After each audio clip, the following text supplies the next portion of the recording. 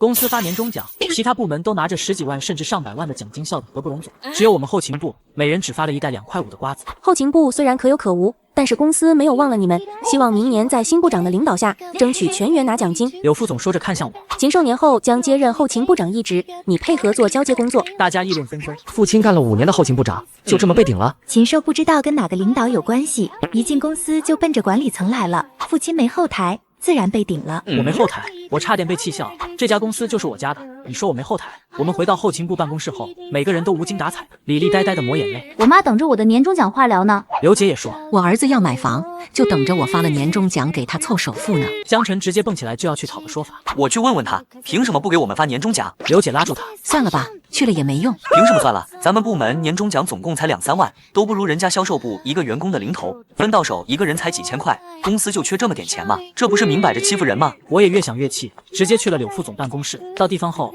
我直接把那袋廉价瓜子扔他桌上。刘总，你这什么意思？我们后勤部累死累活干了1年，你就拿一袋瓜子打发了？柳副总掀了掀眼皮，这还少，除了会花钱，你们后勤部对公司还有什么贡献？我强压下怒火，没贡献。我们后勤部1年光给公司节约办公耗材就省了10几万，那些清理垃圾、维修办公设施的活，我们也自己干了，至少又省了10几万。5年下来，我们后勤部全员都成了啥都能修的全能，这还不算贡献。柳副总神色阴沉，销售部一笔订单就甩你10条街，这点小钱你还好意思拿出来当贡献？小付，你格局要放宽，公司培养你们成为全能人员，不也没收费吗？我真快被他的无耻给气疯了。你的意思，我们还得给公司交学费，工资都不该拿，就该让你们白嫖？父亲，注意你的言辞，公司需要的是能创造价值的人才，不是只会扫厕所干修理的杂工。你们干的活都不值一袋瓜子，给你们发是照顾你们情绪，你们别不知好歹。不值一袋瓜子，可别人休假时，我们在抢修电路；别人举家团圆时，我们在通宵清理化粪池。其他部门每年都有涨薪，只有我们后勤部也分文未涨。年初我申请涨薪加人，他承诺我说，你是管理层，要有大局观，年终奖多给你们发点，不会让你们白受累的。因为这一句话，我们苦熬了1年，结果只等来一袋瓜子。我压下情绪，刘总，要么涨工资，要么给年终奖，总得让我们占一头吧？他的脸立刻黑了。小付，你以为公司是你家开的？你们后勤部没给公司创造价值，都该降工资，你哪来的脸要年终奖？之前每年都有，凭什么今年？柳副总打断我，那就从你自身找找原因，你马上就不是后勤部长了。我劝你别出这个头，如果你还想在公司继续待下去，就夹起尾巴做人。我猛地怔住了，原来如此，整个后勤部原来是受了我的连累。于是我看着他笑了。你最好别后悔。出去后，我听到了大家肆无忌惮的讨论声。后勤部本来就全是鸡毛蒜皮的小事，就他还想跟销售部、市场营销部这些中流砥柱比，这不是自取其辱吗？他们后勤部光会拿着鸡毛当令箭，领支笔都得登记，有那功夫，我都签完一笔订单了，零头就够买一车笔了。就是厕所谁不会扫啊？谁家老爷们还不会换个灯泡了？就这也拿来邀功？那我做一个宣传视频，给公司增加30%的获客率，算不算丰功伟绩了？泥菩萨过河自身难保，就他还替别人讨奖金，他怎么没点自知之明啊？这些刺耳的讥讽扎得我心口一热。之前为了让办公环境更舒适，我们后勤部全员利用周末时间跑到偏远农村，在花圃帮花农干1天活，只为节省开支，保证每张办公桌上都能有一盆绿植。卫生间异味重，普通空气清新剂根本不管用。我们几个查阅各种资料，连续1个月加班到凌晨，自制了一款除味效果强、香味持久的清新剂。半夜下大雪，为了让员工早上方便停车，我们后勤部凌晨4点到岗，把办公楼前后上千平的积雪全部清除干净。刘姐因此冻伤了手，一到冬天就复发，但却一句怨言都没有。而这些在其他员工眼里竟都是鸡毛蒜皮的小事。后勤部业绩表一栏里也永远都是空白。我一言不发地回到办公室，推开门便看见大伙期待的眼神，我愧疚得无地自容。刘姐安慰我，没关系的，孩子买房子的钱，我再找亲戚凑凑。李丽也强挤出一抹笑，富哥，陈哥借了我点钱，还帮我做了水滴筹，没事的。我忍着哽咽，放心，你们的工资会涨的，年终奖也会一分不少地拿回来。大家笑了笑，没接话。这时江晨问我，富哥，刘总说换新部长的事是真的吗？我沉默了。于是江晨怒了，凭什么？你为公司付出了这么多，他们凭什么换掉你？李丽则哽咽道，刚才人力小王跟我说，禽兽上任后还要裁掉2个人，我来的最晚也最小，我是不是要失业了？刘姐也垂下头去，如果真要裁员，他们俩是最危险的，因为江晨是男生，能干些力气活，另外2个男员工也是身兼数职的全能选手，怎么也裁不到他们身上。但江晨却说，别怕，如果真裁员，那我走，我是男的，好找工作，我正好想换一个一视同仁的公司呢。这时去售后部修水管的老李和老赵回来了，我们也走，我俩啥都会，实在不行出去合伙开个维修店，也比在这个冷血的公司受人欺负强。刘姐也来了精神，对，小付，他们要是换掉你，我们都不干了。一股暖流划过心间，我笑了笑，放心，我是管理层，人事任免需要叶总亲自签字，他们不敢擅自决定的。可我刚说完这话没几分钟，公司大群便发了一条任免通知。后勤部长父亲工作敷衍，对公司贡献不足，经公司研究决定，免去父亲后勤部长职务，由禽兽担任后勤部长，于春节后正式上任。接着，人力部长艾我父亲，交接期间采购权交由禽兽负责，后勤部基础工作依然是你代管。春节期间加强巡检，站好最后一班岗。我被气笑了，禽兽只管钱不干活。我说怎么非要年后上任呢？原来是不想春节期间被抓来公司值班检查。我入职后勤部5年，哪一年春节不是在公司各个角落巡查的？他这算盘珠子打得可真响啊！只见禽兽在群里回复：感谢公司领导的信任，我一定不负众望，带领全体后勤部人员尽心尽力为公司创收，打造公司最有价值的部门。下面是一长串对禽兽的恭维。恭喜秦部长成为公司最年轻管理层。秦部长，我提个建议，取消那些签字录入的繁琐流程吧，一支破笔谁当回事啊？秦部长，给我们办公室换一个智能无感交互型空调吧。秦部长，我要换个100寸电视。禽兽被捧得不知天高地厚了，不假思索的全都答应了。还是秦部长敞亮，不像某人抠抠搜搜的，好像花的是他家钱一样。他那是没能力的表现，人家秦部长有本事争取资源，哪像他呀，啥背景都没有，弄点绿植，熏个厕所也当成功绩。柳副总也在群里艾我。小傅啊，人事任免是公司经过深思熟虑的结果，你也是老员工了，不要有情绪，公司不会辞退你的。你们那不是一直缺一个打扫卫生间的保洁员吗？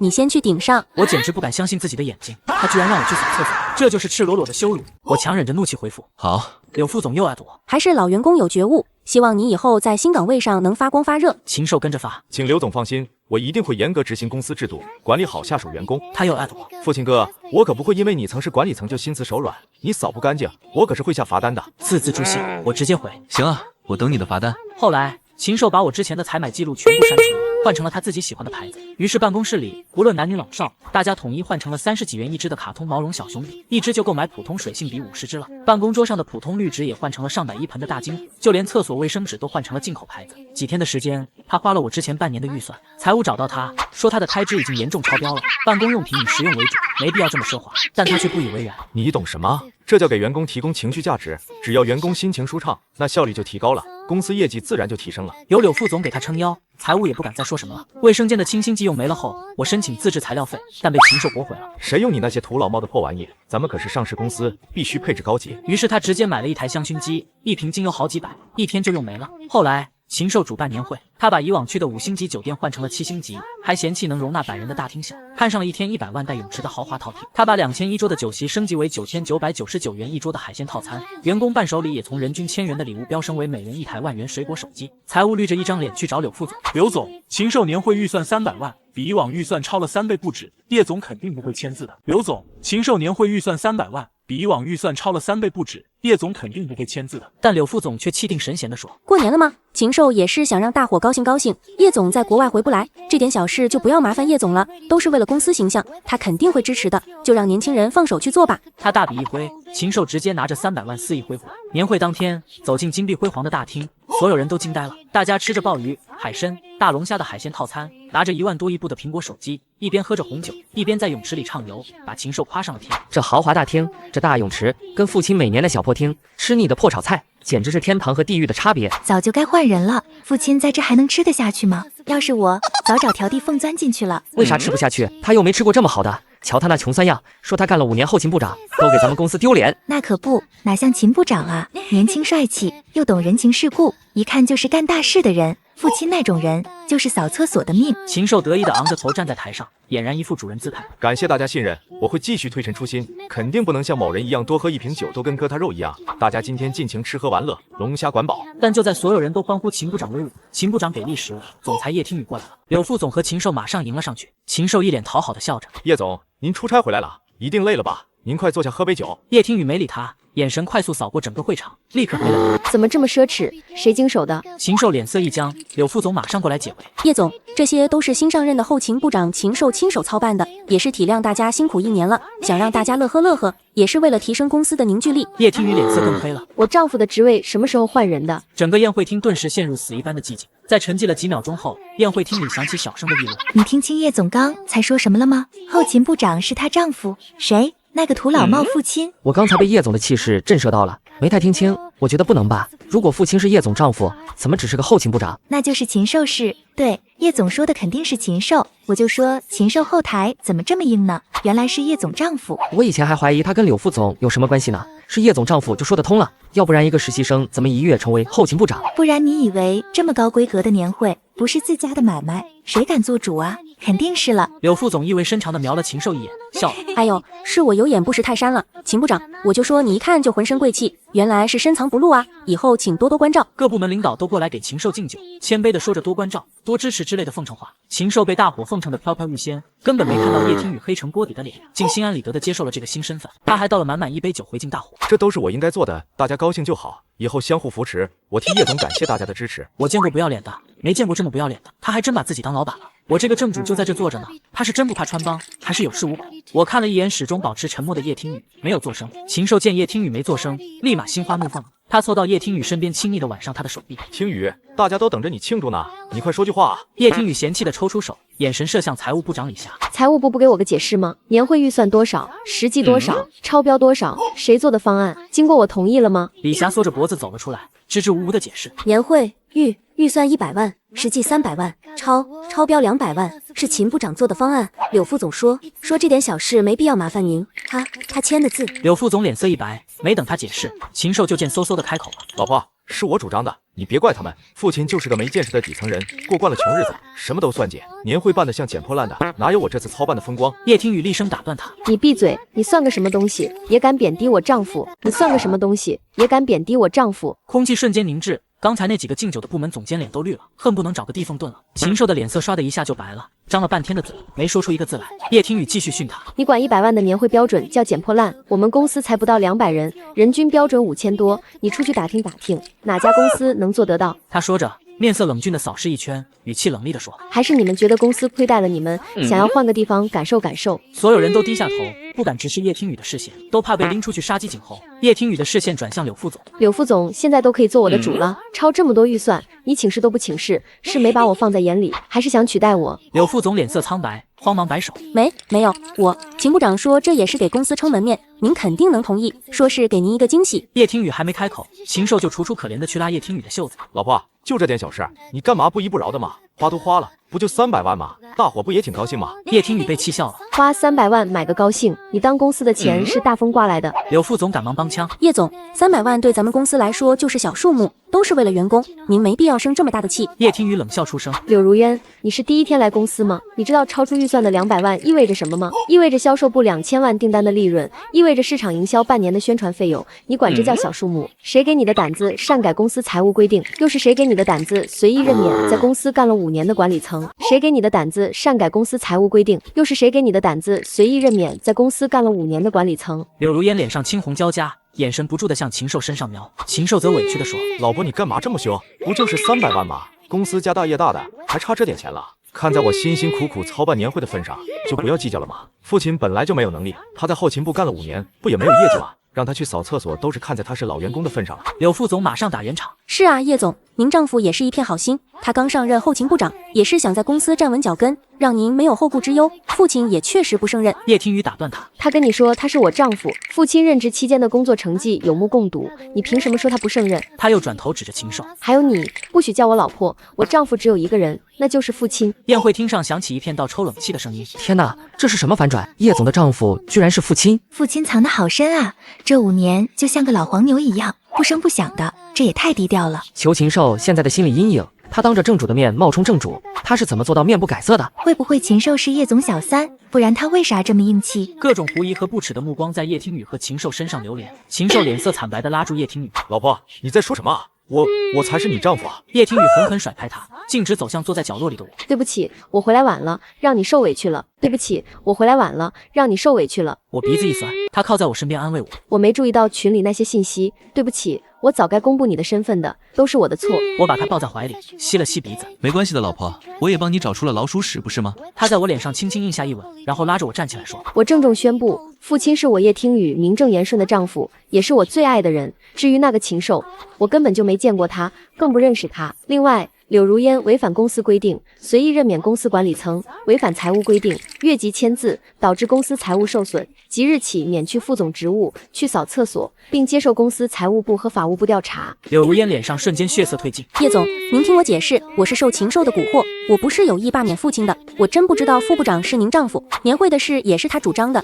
是他说我干了10几年副总了，这点特权应该有，我只是一时鬼迷心窍。叶总，我知道是我糊涂，看在我跟着您10几年风风雨雨的情分上，您饶了我这回吧。叶听雨的眼神柔和了一些，我知道，他心软了。在叶听雨创业初期，柳如烟也曾一家一家的跑客户，对公司贡献很大，所以叶听雨才会对他如此信任，让他做公司副总，给足他体面。而我和叶听雨大学一毕业就结了婚，他公司的事我从不参与，也不露面，所以他们公司的人只知道叶总结婚了，但是没人见过我。老婆生完宝宝后，我想自己创业，而叶听雨这时发现公司有很多蛀虫，就让我隐瞒身份去了后勤部。我这5年里揪出不少蛀虫，这次还揪了个大的。而柳如烟早就不忠诚了，如果这次叶听雨放过他会变本加厉的。于是我不等叶听雨念旧情，直接冷笑着看向柳如烟。柳副总，你是不是以为我不知道你跟禽兽是什么关系？柳副总，你是不是以为我不知道你跟禽兽是什么关系？柳如烟僵住了，我则一字一句地说：“他是你的小三吧？”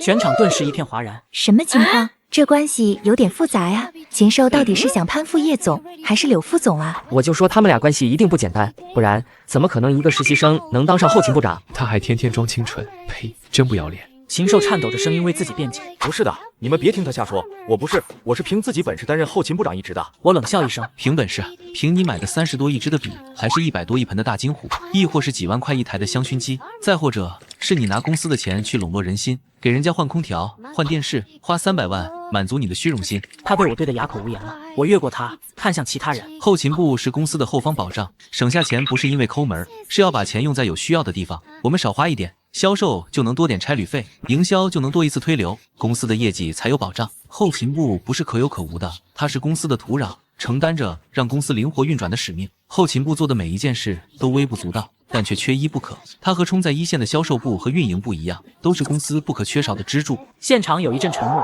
继而爆发出雷鸣般的掌声。我听见此起彼伏的道歉声：“对不起，副总，是我狭隘了。我们销售部以后全力支持后勤部的工作，运营部也是，感谢后勤部为我们节省资金，让我们没有后顾之忧。”对不起，我们都错了，没有后勤部，我们下雪天都没地方停车。对不起，我们不该拜高踩低。财务部长也诚恳地跟我道歉：“副部长，对不起，公司欠你们后勤部一份年终奖，我明天就去申请。”叶听雨打断他：“不用明天了。”他让助理封好红包，把全体后勤部员工请上了舞台，他亲自给我们全体成员颁奖。后勤部就是公司的基石，父亲任职5年里做得非常好，大家年终奖3倍，每人奖金1万元，也是我的疏忽，5年没给大家涨工资，我宣布后勤部全员工资上调30%，本月生效。后勤部全体欢呼雀跃，大喊：“叶总威武！”叶听雨笑了：“你们不该感谢父亲吗？”大家立刻围着我欢呼，欢呼声震耳欲聋。我拿着属于我的红包，嘲讽柳如烟：“柳副总，你不是说我们后勤部不值一袋瓜子吗？那我现在问你，到底值还是不值？”柳如烟脸色由红转白，再转青，说不出一个字来。我冷笑一声，转头看向禽兽：“现在该清算了。”我拿出 U 盘，把禽兽任职期间所有采购账目播放在大屏幕上，一项一项的核对。小熊绒毛笔采购价36元一支，实际批发价11元一支；香薰机采购价28000，实际价格2800；空调采购价18000，实际5600； 100寸电视采购价108000，实际88000。公司采购办公用品预算5万，禽兽任职期间超标34万。公司换大门、换水管、食堂装修，禽兽利用职权从中吃回扣，高达上百万。禽兽，你怎么解释？禽兽极力辩解：“你这是污蔑，血口喷人，我没做过，你造假，我要告你！”我直接拿出监控现场播放，视频里是禽兽让对方多开发票的证据。禽兽一屁股瘫坐在地上，柳如烟急着撇清自己，走上去直接给了他2巴掌。“你竟然这么贪，我真是瞎了眼了，才会和你蛊惑，老娘真是被你害死了！”禽兽猛地跳了起来，冲上去就打。“你放屁！你想把自己择干净？没门！我贪的那些钱你可是分走了一半，你现在装傻了？你放屁！你想把自己择干净？没门！我贪的那些钱你可是分走了一半，你现在装傻了？”他指着宴会厅的布置和凉透了的海鲜大餐，还有年会的300万，其实根本就没花这么多，剩的那100万都被你拿走了，你现在还想让我背黑锅？我呸！你想得美！我死了也要拉你下地狱！柳如烟大惊失色，惊慌地看向叶听雨。叶听雨脸色阴沉：“柳如烟，他说的是真的。”叶总，你听我。他哆嗦着嘴唇，根本解释不清。叶听语气的额头青筋直跳。让法务部马上起草协议，起诉这2个败类，我要让他们把贪的钱全部吐出来。柳如烟的双肩一下子就垮了下去，她看着罪魁祸首禽兽，直接扇了上去。都怪你，你老老实实做你的小三得了，非要来公司装嫩，非要买帕拉梅拉，逼着我贪污，你还想勾引叶总，也不看你配不配，你特么就是个祸害，看我不打死你！禽兽大喊。你还怪我？是你说父亲老实巴交的好欺负，没后台没背景，结果人家是叶总丈夫，哈哈哈！你这回踢铁板上了吧？活该！这2个狗男女开启狗咬狗模式，大伙一顿拍照拍视频，他们俩的肮脏事很快传遍了网络。法务部和财务部清查了柳如烟这么多年的账目，发现她竟贪了几千万，而这些钱全部用于买房买车和养小三了。柳如烟的丈夫知道这事后，提出了离婚。禽兽贪污的数额也过了100万，这些钱被他挥霍的差不多了，只追回10几万。最后，柳如烟被判了20年。禽兽被判了7年，老婆想让我接任副总一职，但被我拒绝。有我在后方给你坐镇，你放心大胆的往前冲。老婆笑着依偎在我怀里，你就是我最牢固的后勤保障，有你在，我在哪都安心。她眼底有星光，也有我的道理。我们既是彼此的盾，也是彼此的剑。我忽然觉得这样很好。他冲锋陷阵，我帮他守大本营。这江山，我们各占一半。